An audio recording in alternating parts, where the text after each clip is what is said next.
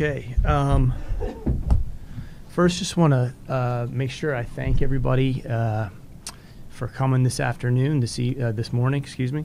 Got to run through a few thank yous, and I'll make an opening statement, and you guys can answer. Well, you probably could answer, but you can ask me any questions that you'd like to ask. So first, just want to make sure that we thank our fans, not just in Oklahoma City or Oklahoma, but also across the country and for sure all over the world. We're incredibly, incredibly grateful for their support. We're concluding our 10th season and entering our 11th, and you know, that journey is impossible without the support that we have from so many different people. Also want to take the opportunity to thank the many, many people that work for the Thunder. There is a tremendous amount of effort and intention that goes into everything that we're able to do to put a basketball team on the floor. And that goes for the business side as well as basketball operations as well. And then I also want to thank everybody in the media. You guys have covered us for a decade now, and we're really appreciative of the efforts that you guys make to create a positive working environment, and then also to build authentic relationships with the people around our team and our players. And that's been a constant, and we hope that it can continue in the future. With respect to the season, as I said earlier, I'm going to make a couple opening statements on some key points. I'm sure you guys will be able to kind of hit on anything that I'm leaving out. I'll do my best to answer any questions that you have, and then we'll move on from there. So I thought I'd start with just the season in general. I feel like kind of look at the season in three different segments. First being, you know, when a team comes together the way that ours did. You know, the first 20 games, if you look historically, we kind of expected that to be a little choppy. You know, we expected our team to shoot the ball a little bit better. Obviously, defensively, we were really consistent and pretty good through the first 20. And then from there, historically, that starts to kind of trend forward. You start to work out some kinks. And once we got into January, I really felt like we were playing at an elite level on both sides of the ball and playing with rhythm. And I thought we were at a really, really high level and balanced.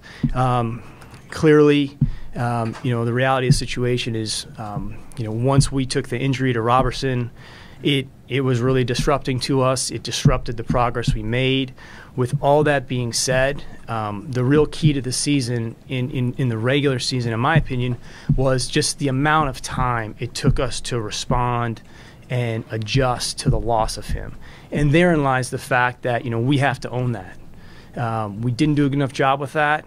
I didn't think that, you know, from that point on, we found ourselves. And I felt like, you know, once that happened and the amount of time it took for us to adapt, you know, we kind of shifted from kind of the regular approach of like pursuing progress, trying to build habits and getting better, to really becoming a little more outcome oriented, just trying to find a way to win the next game. And I personally feel like that really caught up with us down the stretch and ultimately in the playoffs. And we have to own that.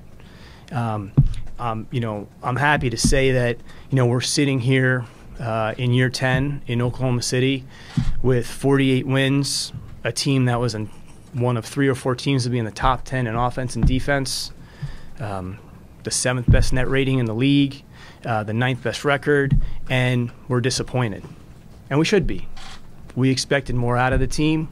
I think universally, and I'm speaking more internally, you know, there's, you know, I've sat up here for 10 years. This is my 10th time I've sat in front of you, and I felt really good about, you know, the performance of the team and the opportunity to capture the opportunity during the regular season and to hopefully put us in position to make deep playoff runs. And I don't feel like we were at that level this year, and that's on us, and we've got to figure out ways going forward because, as I said earlier, there's a lot of positives to what we were able to do, but the inconsistency of the performance is something that, you know, clearly our team has to figure out. And I'm really optimistic that we'll be able to do that because when I think about the season, you know, I never felt that when we were performing against the upper echelon teams in the league, I felt like we would always perform at a high level, and I thought we matched up well, especially when we were fully healthy. But injuries are part of the deal. But it's our responsibility to adapt to those.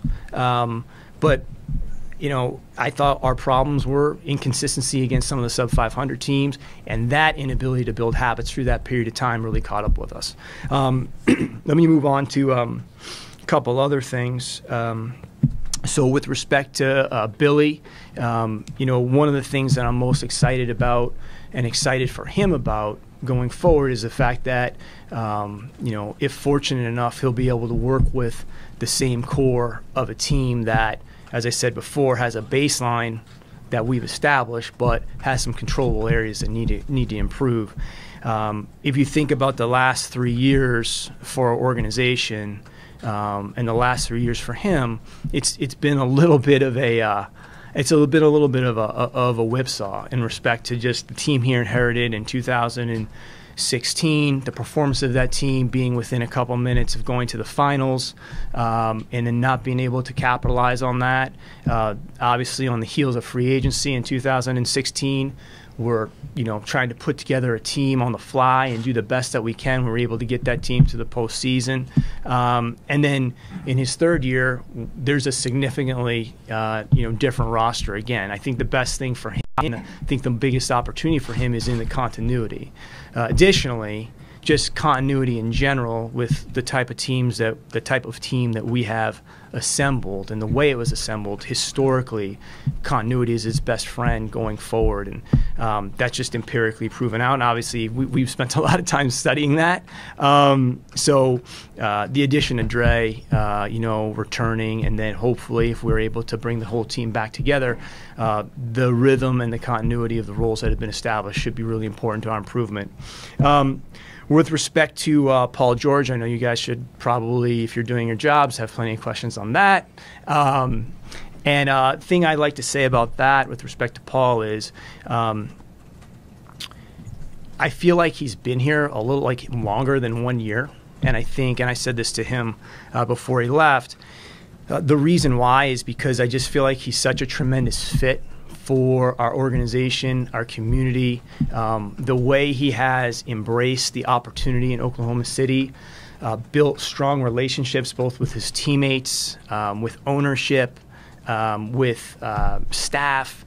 I just think he's really, really been exceptional in that respect.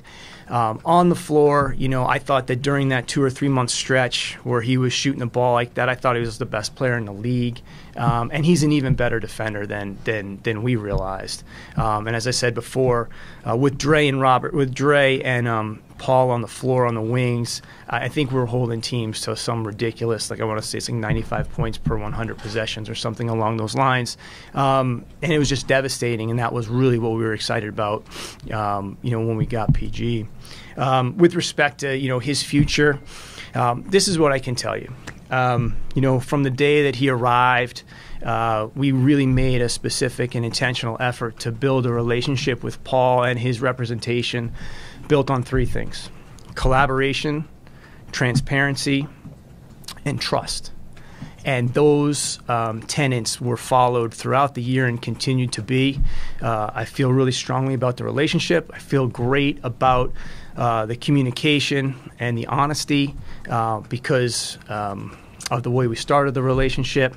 And, the fact that PG is extension eligible based on the way his contract is set up. And obviously, it doesn't make a lot of sense economically for him to look at that.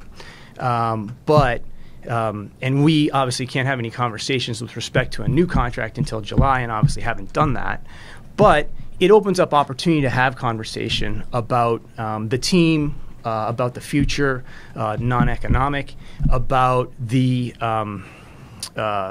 opportunity to build something, the opportunity to hear his thoughts on working to continue to enhance the relationship on and off the floor with Westbrook, which I think has been a really joy to watch those two guys work together and learn each other, especially off the floor. To be honest with you, they've really become close. And the opportunity to look into that and then also have that dialogue has really encouraged us. It's made us feel good about, where he is in his mind about the Thunder, where he is with his approach to things. And, again, we're looking forward to the opportunity in July to have, a more official conversation and one that can be more specific with respect to a deal. But that window was beneficial for us, I would say that. And I really want to commend the all parties for the transparency of those conversations and the relationships that have been built. Let me talk a little bit about Carmelo. I know that I'll have plenty of questions about him. I just want to be clear about one thing with respect to Carmelo. I don't want his comments at the end of the season to in any way be reshaped by anybody to insinuate that he wasn't a total pro during the season. I don't want that to be insinuated that he didn't put 2 feet in to fulfilling the role that was necessary for him to take on this team. And, I think it's important to note that, before he chose to come here, because he had the no trade clause, he had to make a conscious decision about coming here. And I was talking to the 3-man about the potential of him coming here because PG and Russell were in communication with him. But I think he knew that it was going to be a big transition, and I give him an enormous amount of credit for the fact that he put both feet in. I personally think he did an excellent job in his first year transitioning his game, working to becoming more of a off-the-ball player, being more reliant on other people to generate his offense, and sacrificing a lot. Now, at the same time, I think every player is entitled to take a step back after the season, reflect on the year they had, and in his case, have to make a determination about whether or not this is a role that he wants to continue to be, functioning in. I actually think he's being quite honest with us in that respect, and I respect it very much. I think it's incumbent on us as an organization to show the same respect and be honest and transparent and straight with him about what that might look like going forward. And all that stuff, when you're a team like us that's handled a lot of different, I would say different situations over we've packed a lot into 10 years. I think you learn to carry these things a little bit. And for us, that's going to be a form of dialogue. We'll sit down face to face and try to get an understanding of what's important to him, what's important to us. And we just got to make sure that we're on the same page going forward. And that'll happen. We have a long time before that takes place. But I really think it's important, and it's important. I certainly don't want it to shape the conversation in any way to make it seem as if he wasn't a total pro or wasn't really trying to embrace this role during the season. As I said before, at the end of the day, he was a starter. When healthy, that starting lineup was the best starting lineup in the entire league. When healthy, not even when healthy, even with the injuries, we finished with the 7th best offense and the 9th best defense in the league. And he's a part of that. By the same token, the team as a whole struggled in the playoffs, and we all have to own that. That's a universal ownership. I don't think that, we can take the 6 games in the postseason and apply that to the 82, because we were exceptional on a lot of nights, normally against the best teams in the league, and we really struggled with consistency in a lot of the other nights. But that's a team issue. I guess the last thing I'd add, just with respect to next season and the way we feel about that, the opportunity to potentially have Westbrook, Paul George, and Steven Adams, all 3 of those players in their prime years with playoff experience, and the fit of those guys both as competitors but also as players is extremely, extremely exciting for us. That's what I think every team in the league is working towards, is to find players, two-way players that have size for their positions, and that have accumulated postseason experience and that are in their prime. So that's number one. That for us is an extraordinarily unique opportunity, especially coming off of where we've been. I also think that we look at the team and we see the addition of Andre. We're not imagining or creating in our mind what the team might look like with Dre. We know what that looks like.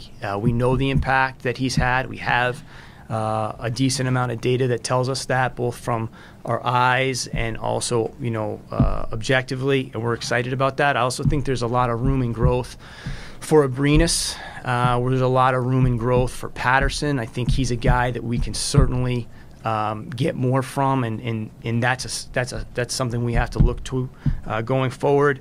And then Ferguson, I think, showed us some glimpses, and we think he's a really nice young player and the type of player that over time we've had success developing. Jeremy Grant, you guys will be asking me about him, but we take a lot of pride in his development. The fact that when we got him from Philadelphia, he wasn't playing, and Jeremy's such a great kid. The way he put the work in, and he's progressed a little bit at a time, and now he's become a pretty effective backup five for us with some unique skills. So really excited if we're able to bring him back to the team. But the continuity of the team is probably going to be our best friend, given the fact that historically these teams, generally in year one are, if you're fortunate, they're pretty good. I mean, last year we were about a 0 net rating. With this particular team, even without Dre for a large portion of the season, we made a jump to 3+. The only other playoff teams that took jumps like that from last year to this year are Toronto and Houston.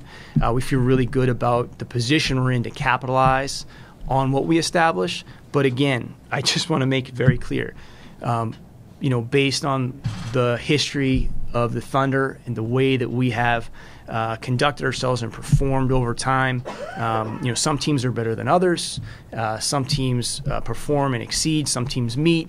In this case, we have to own the fact that I don't think we capitalized on some of the opportunity that we had this season. Now, it's our job to keep moving forward, to identify it, and not just identify issues, but bring solutions. And I'm confident that we're going to do that because that's what we've done for 10 years.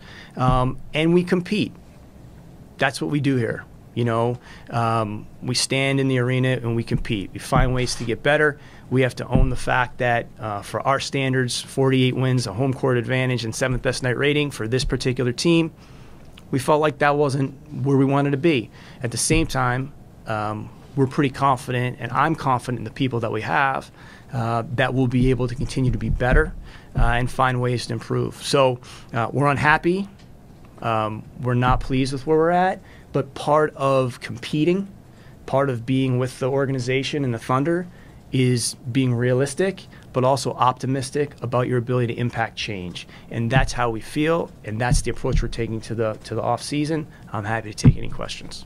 Sam, ultimately, what gives you the confidence that whether or not you can build this continuity, that Billy is the guy to coach it? When we hired Billy, if you go back and look at the press conference that we held at that point in time, we talked about 3 different buckets that we identified as being what we wanted in a head coach. The first was a basketball coach that could adapt, evolve, and that had shown the ability tactically to play several different ways with different types of personnel, big, small, system, the different adaptations to changing game and changing personnel. I wish I could say I was as prophetic to know that we would be having the amount of changes that we have had or had to have had. And, that's in some ways it's great, in some ways it's unfortunate, because continuity has always been a very big part of any team's success in the NBA, and we've struggled to grasp that over the last 3 years. Some within our control and some out of our control. But Billy's ability to do that was a big factor. The second bucket was organizational alignment, the ability for somebody to get behind the values of the organization, to understand the vision of the Thunder and the work and what it means to Oklahoma, and really connect with that. And then the last thing was qualities of high potential individuals. So curiosity, adaptability, humility, work capacity. Those are the things that, and resilience. Those are the things that we really felt like were important. Now, for those of you that cover the team on a daily basis and are around Billy every day, I feel confident that, with respect to his qualities as a human being and as a worker, I think you see that every single day. I think that his adaptability as a coach has been recognized by the fact that, in his first year from college to the NBA, he had us within 2 minutes of going to the finals, and unfortunately that didn't work out. And then, as I said earlier, he's had several different teams. So it's those three things, in concert together, as well as the fact that he has an intense passion for the team and for the organization. And I think he comes in, guns blazing every day, looking for ways to get better, looking for ways to continue to build relationships with his players. And I think he's done an excellent job with that as well, based on just the fact that, this season, with some of the adversities we faced, both relative to expectations, relative to some injury, the newness of the team, the chemistry of the team was the strength of the team. And I think he has a big hand in that as well. Sam, you might have addressed this. I'm sorry I was late, first of all. You might have addressed this first thing off the rip, but it sounds like Billy's coming back. I just want to confirm with you just to be sure. Billy is coming back next season, right? Yeah, I mean, just based on the way I'm talking about him, yes. Right. Okay. But yes. Those a lot of words. But that's all right. I didn't hear you yes or no. That's right. No, context is important, but yes. Sam, if Paul leaves, do you have a plan B, and where do you go from there? Sure. Well, what I would say to you is that, one, let's live in the present. I understand that a lot of people, and this is more of a human nature thing, in my opinion, Barry. A lot of people will say, okay, well, we've heard this before, or, this has happened in the past. And I think it's just natural for people to take instances and apply those to other people. Okay, the difference here is that people are different. Human beings are different. What's right for one person may not be right for the other. The fact that Russell signed for 5 years, is a significant thing for us. He's the last person to make a significant decision for this organization. I think naturally, and I think some of you guys sitting in the seats probably had your mind going to somebody else. The reality is that each one of these decisions is singular and different, and every single person's different. So we have to wait to see what Paul does. I can sit here and tell you that to this point, the conversation we've had throughout the year, February, March, April, has been transparent, truthful, honest, and I believe in people, and I believe in letting the process play out before we make any rash decisions. I also think that us well enough, and we'll be prepared for everything. At the end of the day, we'll be prepared for all the different directions that could potentially go. The opportunity to trade for PG has elevated us. We were sitting here last year at the end of the year, and I think there was a lot of questions about, okay, that was fun, but Westbrook's in his prime, and how are we going to maximize that? And I agreed with you. Now, I didn't know exactly at that point what the solution to that would be, but we understood that. We were a 0 net rating team. And keeping that team together, although I really liked it, just wasn't aligned with where Russell was in his career, quite frankly. And small footnote, he was going to be a free agent. So, we also had to take that into account.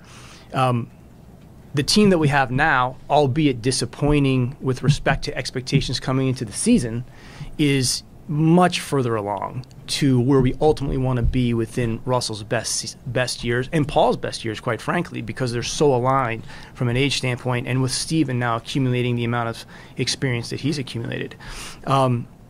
So, I think Paul used the terms year one. Yes, in year one, for us to jump to where we are now, understanding that, yes, I wish we were still playing, Part of me feels like we really had the capacity to still be playing, but we're not.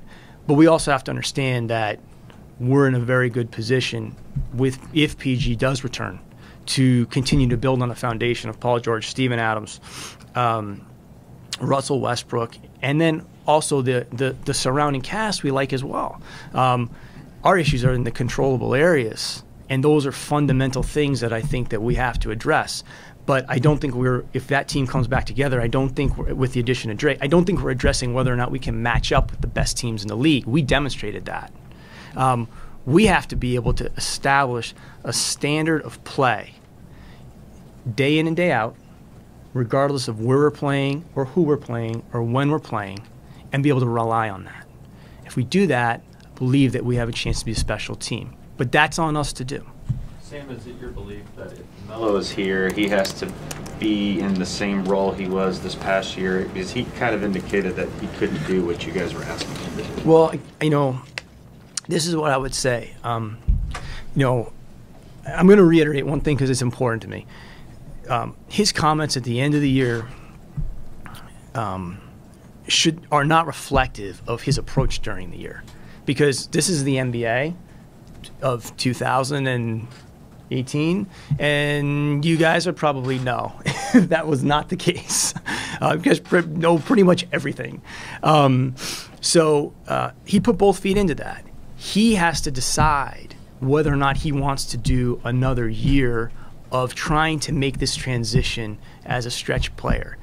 That's the first thing. And I think he's being very candid and very honest. I respect that. I respect the fact that he's being open about that. Now, we have the same responsibility. We have to be candid and honest with him.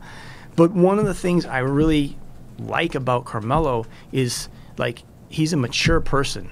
You can talk to him. He listens. He's been professional with us within the building. I'm sure there were nights he was frustrated because it's a big transition that he's trying to make or was trying to make this season. And we have to figure out, again, like, we don't know exactly how our team's going to look. What I can promise you is that, one, the method of this takes time, because these are dialogues and conversations, and you got to be straight with people. You got to be honest with people. You got to tell them where you stand, because if he is back with the team, if he feels like this is something he wants to continue to do, we all just got to be on the same page. And that's just, I don't want to lead in any different direction. And that's Carmelo is, was great for us this year in the role he was playing. He made more threes than he's ever made in his career. Changed his shot distribution. Lowest turnover year. And as I said before, that lineup was the best starting lineup in the league. But we also don't know what our team's going to look like. So once that stuff starts to clarify, we can have some more detailed conversation. We'll do some listening. We also owe some that's the right word, information, I guess, as well. And we're looking forward to doing that. It's the best I can answer right now because there's so much time. If he doesn't want to make that adjustment, he has a $27 million plus player option that's his choice. What then becomes the ultimate solution for you guys? What direction would you have to go? Well, I think the first thing is that dialogue has to happen with respect to kind of like where he is in his career, what he sees, relative to the role that's here, whatever that is, and what he wants out of that. I think it's, again, like, I understand the question. Before we can get to the finance component, to me, you got to get to just kind of like the open communication, transparency of communication. And that's one of the things that I don't know that everyone here, and it's not anyone's fault. You just don't know how those things happen. Like you have relationships with players, you have relationships with agents. You sit down, you work through these things. You have to do a lot of listening. You have to do a lot of asking questions, and vice versa. And then that stuff, the stuff you're talking about, the decision on the option, role, those types of things, those things work themselves out. And we'll sort it out. We'll figure it out. That's just always the way that we've operated. How's Andre's rehab going, and at what point do you see him being 100%? He's doing well. It's a tedious rehab. It's a frustrating rehab. But you know, one of the things about Dre, I appreciate you asking that question, Cliff, because it gives me a chance to speak. I made the injury was a bit of an inflection point, and as I said before, there's no excuse for our inability to fundamentally adapt to that. I just don't want to. I don't want that Dre piece to come across like, well, if we had Dre, we saw what that would look like.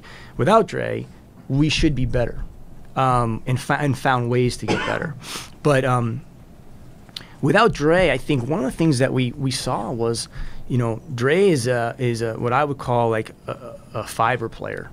You know, he brings in an immense amount of competitiveness. He does the stuff that most people don't want to do. You know, historically people have opted to look at the things that maybe he doesn't do really well, like shoot the ball. But he was shooting 55%. Oh, he did shoot 55% for the year this year because he was taking shots that were, you know, fastballs down the middle for him, and played really well off of the other starters, and really keyed our defense, got a lot of our transition going. We played in, I think, I want to say, I'll be guessing, I think within the 20s of about 20 maybe close games by definition. Offensively, our ratings were really good in under 2 minutes. Our breakdowns and the reason why we came up short in a lot of our close games this year was our defensive rating was not good enough in close games. We really struggled in close games defensively. And, you know, that's a matter of a lot of different things. One, we fouled like it's nobody's business in those situations. You can probably have flashbacks about how many times in close games the other team's on the line. Down the stretch, I mean. And then, you know, people shot the ball really well against us down the stretch in close games. And, you know, some of that's on us and some of that's credit to them. But I think Dre makes a difference in those situations because he's the guy that comes up with the deflection. He's the guy that comes up with a defensive rebound. He's the guy that blows up a pick and roll. And when you've got him and Paul on the floor together at 6'8" plus, both of them, it's a problem. It's a problem, and the numbers bear that out. We're not like imagining that in our head. Like we saw that, and once we got our feet underneath us after the gauntlet of change of the first 20.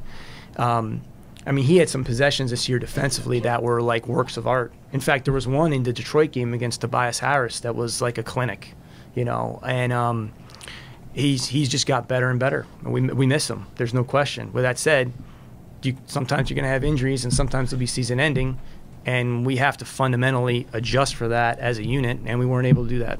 Sam, when you traded for Paul, obviously, you guys have paid a lot for tax before, including this year, and all that stuff, but when you're closer to the repeater tax, if you pay next year, does the result of this season have any effect on how much luxury tax you pay, or if Paul does hypothetically leave, does that affect how willing the organization is to pay the tax? Well, okay, a couple things on that. Fred, so, you know, the only way, and I'm glad you asked that question. I think it's an important question. The only way that our team becomes a really expensive team is if Paul George chooses to stay with the Thunder. So if you're asking me if we would like to keep Paul George, if he wants to keep his talents in Oklahoma City at the cost that it takes to re-sign him, the answer to that would be affirmative. Yes, because Paul George is a very unique player. So that's how our team gets extremely expensive. The other way I think you have to look at that is over the course of a 10-year period. Over the course of 10 years, our team has had about the 12th or 13th highest payroll in the league. So we're in the top half. Teams around us in terms of total dollars over that 10-year period of time, San Antonio, Orlando, the Clippers are kind of in that bookending us. We're about $6 million less than San Antonio in total payment over 10 years. With respect to efficiency of that spending or wins per percentage of the cap that's spent, we're in the top 3. So San Antonio, Houston, Oklahoma City are, you know, with respect to like efficiency of the winning versus the percentage of the cap you're using, we're in the top 3. So I'd like to think over that 10-year period of time, we've been in the middle of the pack, with respect to payroll, and we are in one of the smallest markets in the league. But I think we've also been economical in that spending. Now, you also have cycles of your team.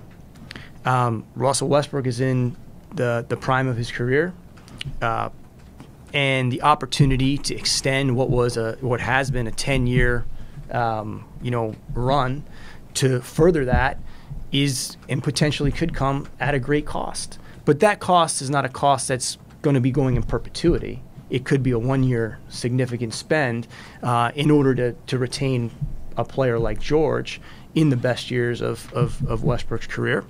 And it's also not historically something that we've been doing.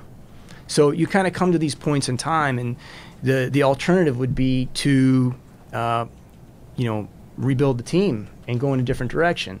On the heels of the 16 free agency, we had that choice. We chose to keep competing. We chose to keep going, to see if we could find a way to stay at an elite level. I understand. We're disappointed. The year did not go to the level that we want. But the foundation that we have and the ability to keep a player like Paul George, given the fact that we're 11 or 12 over the course of 10 years, it could take that for a year in order to continue the 10-year run. And it hasn't been something we've been doing for a long time. So the answer is that's how we get expensive. And the other part of your question was, does the performance of this particular year's team, again, I don't know that you can really look at it that way, only for this reason. I don't think that's a reflection on whether or not Paul George is a good player. Russell Westbrook is a good player, and Steven Adams is a good player in terms of foundationally. And I also don't think that we really saw the full team because, one, of the lack of continuity, that empirically teams take bumps with regard to their net just by keeping the group together. We went from a 0 to a 3. We can expect, based on history, a little bit of a bump there. Factor in Robertson, a little bit of a bump there. I think we'll be a better team. I also think that continuity-wise for Billy, I think there's a lot of things that line up to say, you should probably run this back and give it an opportunity. And, from there, then you might have to make some tough decisions. But I don't think it's a tough decision if Paul George wants to stay with the Thunder, given the fact of how he fits with our core. Considering you have Russell locked up for the next few years, I mean, he's had multiple roles as a leader, going back to Kevin Durant being here, the MVP season last year, now this year. If Paul George is able to return, how pivotal do you think this offseason is in terms of his development as a leader with the team? Or, and I don't want you to think I'm trying to say, like, what conversations would you have to alter his game, but are there ways that you feel he can still improve going into this 11th season? Yeah, so you mean more like game-oriented? Yeah, okay. Just want to make sure I understand the question. Yeah, so listen, one thing I can tell you about Westbrook is he's driven, okay? He's going to keep coming. He's not going to, kick his feet up and expect to come back next year and have things just all of a sudden be a little bit different. I think he's going to, based on every competitor, I think he's going to spend, now whether he'll tell you this or not, he's going to spend a lot of time thinking about the things he can do to get better. And, for our team, one of the things that I think he's focused on trying to do is become a better three-point shooter. And I see him late at night in this gym working on that. His ability to continue to catch and shoot and knock shots down, I think, is a big part of his continued evolution as a player. With all that being said, you're talking about a guy that is amongst the best players, if not the best players in the league. It would be easy for him to kind of rely on what he's done, but he's not going to do that. The areas for him to continue to improve, those are things that, one, structurally, how can we continue to find ways to put him in position to be enhance his effectiveness? I wouldn't say make him effective because he's highly, highly effective. One thing about him is over the last 10 years, we have the second most total wins of any team in the league, including the playoffs, other than San Antonio, and Russell's been here for all of that. He's not perfect. He'll tell you that. I think, shooting the ball at the free throw line this year, what we experienced, and we were 29th in the league shooting the free throw. How in the world you can be that bad at the free throw line and still end up 7th in offensive efficiency is beyond me. But we've had guys underperform shooting the ball from places on the floor that they've notoriously shot the ball well from. So Ferguson, we're feeling out. You know what I mean? We don't know. But, a lot of other guys didn't have the year shooting the ball that they normally would or have, and we have to figure out, how much of that's random and how much of that is systematic that we can do to help. But, Patterson, high 30s3-point shooter. Abrinas, high 30s 3-point shooter. PG was, I think, running close to 40. Melo was in the 37 area. Felton had a 35-plus 3-point shooting year. Dre, obviously, that's not the strength of his game, but he was efficient from the spots on the floor. Stevens always going to be up there, in the area in which he shoots the ball. And Russell's just devastating from at the rim and mid-range. I think everybody can come back a little bit better, and I think Russell will do the same. There's no question. But the free throw line will help us all. That's one of those fundamental areas that, I wish I had an answer for you, but we had guys not shoot free throws well collectively, and we were leaving 5-6 points a game on the line and losing. We lost a lot of close games, and again, that's a reality. It's not an excuse. Like, we have to be better at the line. We have to knock shots down at the line, and we're not imagining guys to shoot better at the free throw line. They've done that for a long period of time. It just didn't happen. Wow, that was a lot. There was people jumping in there. We'll get to all of you. You talked about Russell not kicking his feet up or just expecting things to be different. How do you get more out of him defensively? I know we're already asking a lot of him in terms of the offensive load he carries, but he just hasn't been a consistent defender. I think that's a fair question. I think that's something that, again, for us to be where we were defensively, with Dre, which is, I think, 1 or 2 in the league. Uniformly, the group as a whole, I think we can get more out of defensively. And that's saying something because we're 9th in the league defensively. And so, but with our team, with Westbrook, Paul George, Robertson, and Adams, and obviously, that's Carmelo on that team is not going to be the best defender of that group. But I do think that when Robertson dropped out of that group, it made everybody else's job harder, and I don't think we really adapted to that effectively. And that's everybody. I wouldn't say it's just Russell. But, I don't think that a lot of times we think about defense and we think about it being this we think about the glamour of defense. You know what I mean? We think about Dre pinning a ball on the backboard, or Russell, running through a pass and taking it, like a pick six to the other end of the floor, But the best defenses are the ones that force the most inefficient shots, and we as a unit didn't do a great job of that. Now we turned people over at an alarming rate.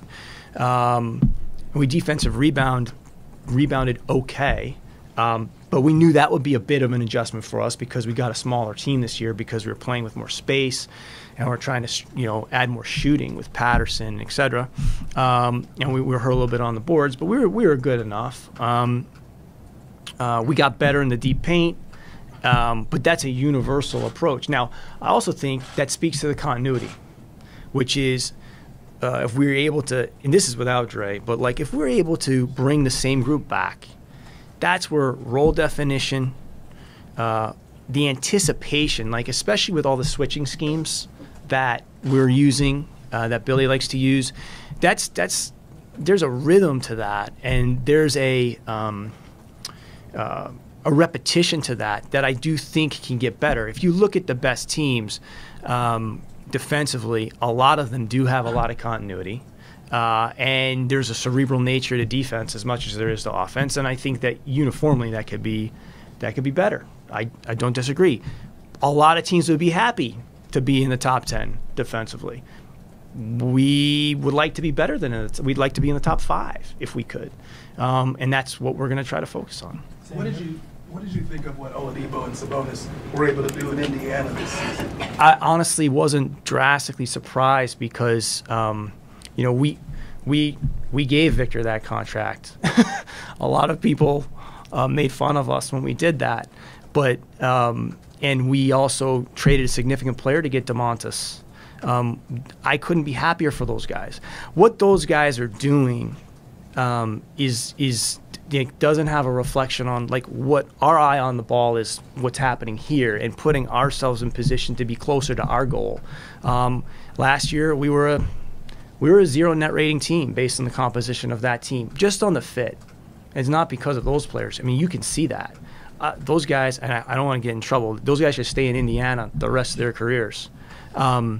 They're great players, great guys, hard workers, and we wish them nothing but the best. We want players that are from Oklahoma to go on and have success other players. This isn't like we're not like 5-year-olds, like rooting against people because this is a business. You want people to know that you generally have a good feel for players, so that when they come to make deals with you, they feel like they're going to get somebody that's going to perform well. We have a certain style of play. Indiana's a certain style of play. I think the fit for Victor specifically is fantastic. I also think, Victor is he's a great competitor. So is Tomas. We want those guys to do great. Everybody that leaves here. Listen, I'm proud of the fact that a player like Taj was here. I mean, he wasn't here for very long, but, Gibson is back with Tibbs. He should stay there in Minnesota for a long time. But another great, I'm proud that Gibson was here. He's a competitor. But we want those guys to do well, and they should do well in those places because those places fit them exceptionally well. We're also really happy with the position we're in relative to kind of, the situation we were faced with last year coming into Russell's free agency, the age of the team relative to his age, and quite frankly, just the upside of what a player like Paul George can mean to our franchise and our community. When Westbrook and Durant were going through their career, they both have been in the program or the franchise a long time. Paul's been here a year. How do you handle things in terms of selling points or whatever when you talk to him compared to those two guys and just when this conversation started? Well, Myron, you're hitting on something that I think is pretty important, which is that's the reason we traded for Paul George, because we weren't going to have access to a player like that in any other way, especially not at that age or with the type of fit next to our core players, meaning Adams, Westbrook and Adams.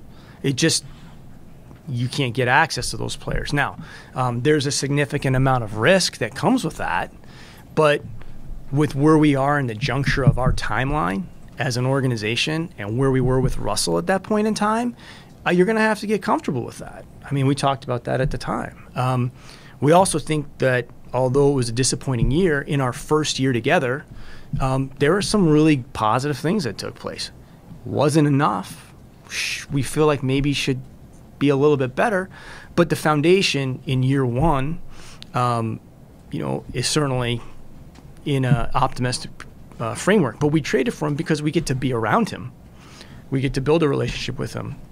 We get to build a relationship with his representation. We get to answer questions, and you get to have dialogue. And as I said before, we're able to talk about those things openly. If you're fortunate enough to get an hour-long free agent meeting, it's not going to be here. It's not going to be in front of our fans. It's not going to be, in the environment. I personally think this is a wonderful environment to play basketball as a professional athlete. A big part of it is the universal and unwavering support that our fans provide the team. I think it's a great quality of life.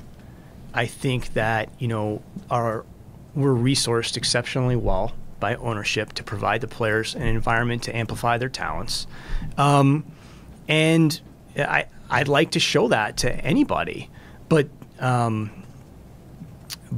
think what we've learned over time is you just have to be yourself.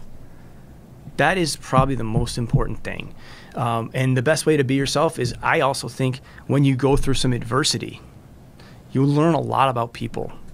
And when things weren't going the way that we wanted them to go this season, especially the first 20 games, because that was a rough melding or molding, which we kind of expected, but it was tough because we weren't making even shots that were open. Everyone just kept plugging. Everyone just kept coming, kept competing, kept working together. The intention was good. The brotherhood was being built. The coaching staff and the players were working together, trying to sort it out, and PG was a huge part of that. He was a huge part of that because he was interacting, and I think that by the end of the season, the dialogue between him and Billy and Russell and Carmelo, Steven was growing, and that doesn't happen unless he's here. And I think you just have to go through things. And sometimes it's not just the wins in Golden State or the wins in Toronto or the wins in Houston. Sometimes it's the tough stuff too, like a tough flight back from Salt Lake City in a series that you feel like, we could have performed a little bit better. Now, how do you respond to that? How do you dictate what happens next? Like that has to happen collectively, but I think PG is a big part of that. Sam, you had an opportunity to choose between Jeremy being restricted last summer versus unrestricted this year. How do you feel about that decision now in hindsight, and where do you stand with him coming up on this summer?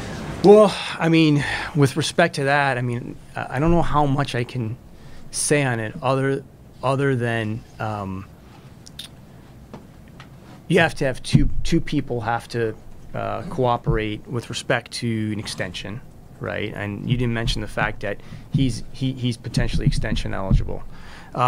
With respect to restricted free agency, you just don't know what the market could potentially be. We didn't know what was coming at us. We knew that we were going to have an expensive team. Sometimes people forget that Carmelo's deal is was basically the equivalent of McDermott and Cantor.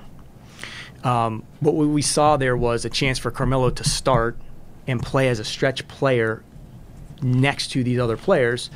And Doug and Ennis, based on their time here, were more situational players for us.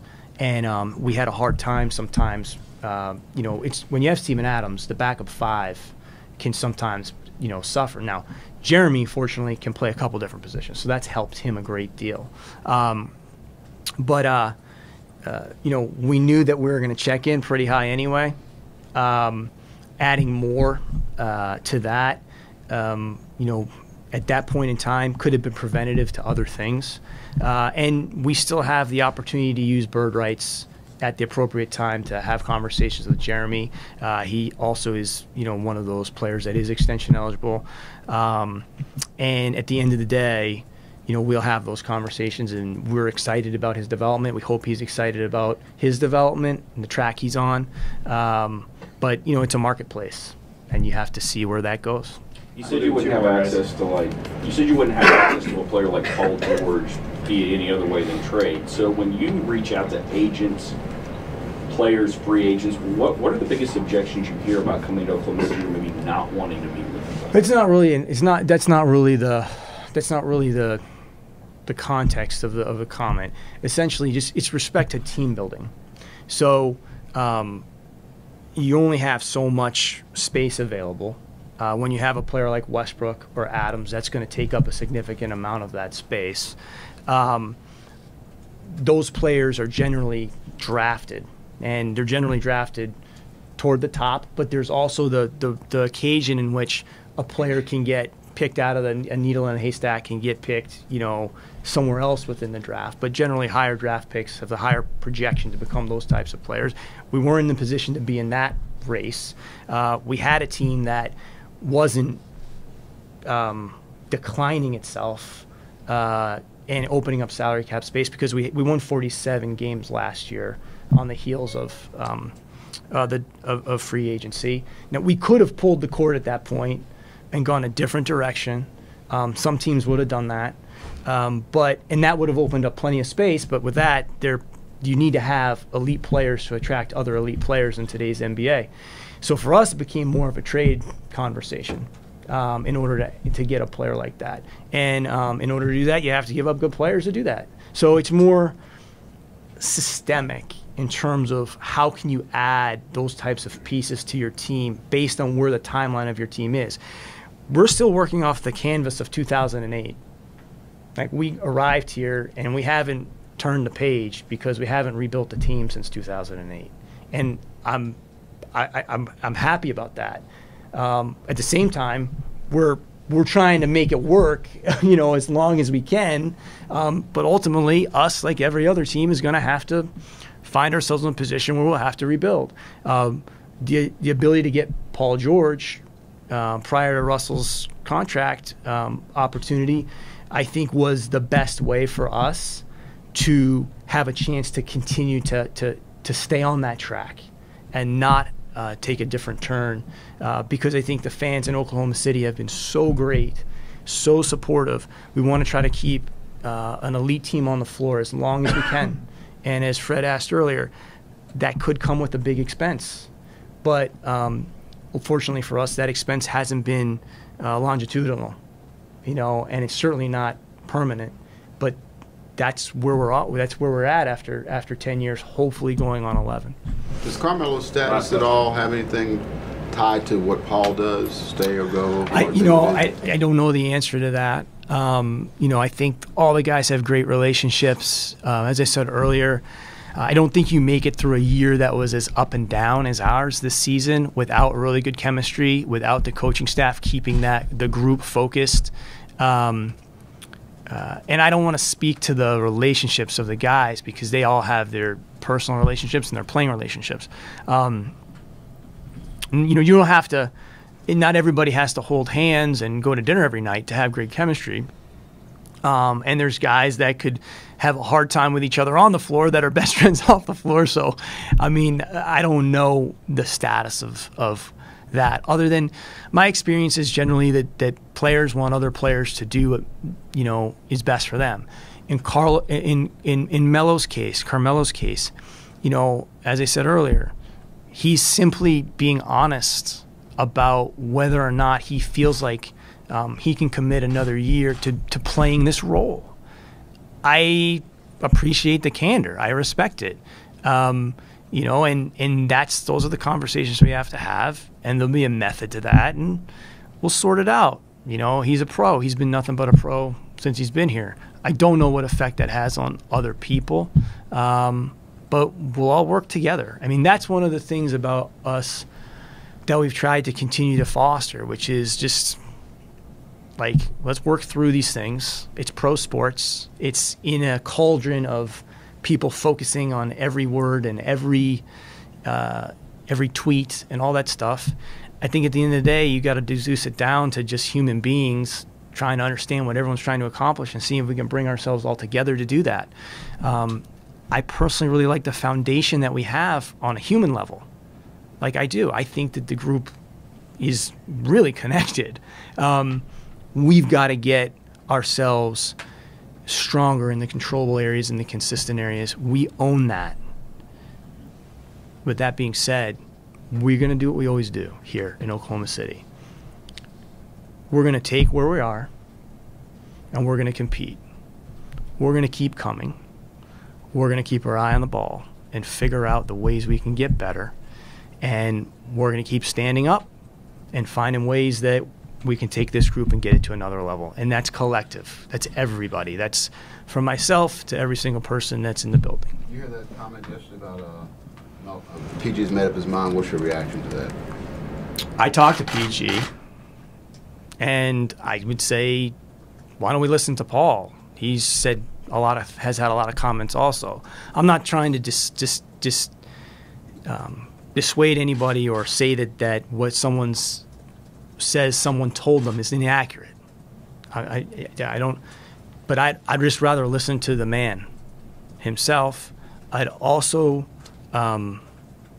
reflect on the fact that, like, PG really keeps his business like pretty in house. We've gone through the whole year. We haven't heard like a whole lot of stuff since he's been here. He's been pretty straight down the middle, and I have nothing I can't do anything but trust the things that I'm being told, and I do, because if you can't do that, when I say trust, I mean trust the fact that he said positive things about the organization.